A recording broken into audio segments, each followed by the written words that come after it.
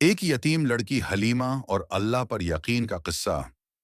ایک بلی نے تقدیر بدل دی۔ گاؤں کے کنارے ایک چھوٹے سے کچے گھر میں حلیمہ نام کی یتیم لڑکی رہتی تھی۔ اس کے ماں باپ بچپن میں ہی دنیا سے چلے گئے تھے۔ حلیمہ سارا دن لوگوں کے گھروں میں کام کرتی اور شام کو تھکی ہوئی اپنے چھوٹے سے گھر واپس آ جاتی۔ غربت بہت تھی، مگر اس کے دل میں اللہ پر مکمل یقین تھا۔ ہر رات سونے سے پہلے وہ ہاتھ اٹھا کر دعا کرتی، یا اللہ، میرے لیے بھی آسانی پیدا فرما۔ ایک سرد رات بارش بہت تیز ہو رہی تھی۔ حلیمہ کے گھر میں کھانے کو صرف آدھی روٹی تھی۔ وہ روٹی کھانے لگی تو اچانک دروازے کے باہر ایک کمزور سی بلی زور زور سے میاؤں کرنے لگی۔ حلیمہ نے دروازہ کھولا۔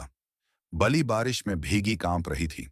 حلیمہ نے اپنی آدھی روٹی بھی اس بلی کے سامنے رکھ دی اور اسے کپڑے میں لپیٹ کر اندر بٹھا لیا۔ وہ خود بھوکی سو گئی، مگر دل میں سکون تھا۔ اگلی صبح بلی کہیں غائب ہو گئی۔ حلیمہ حسب معمول کام کی تلاش میں نکلی۔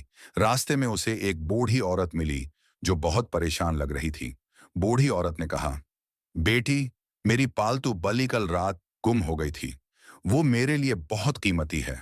اتنے میں وہی بلی اچانک دوڑتی ہوئی آئی اور حلیمہ کے قدموں کے پاس بیٹھ گئی۔ بوڑھی عورت خوشی سے رونے لگی۔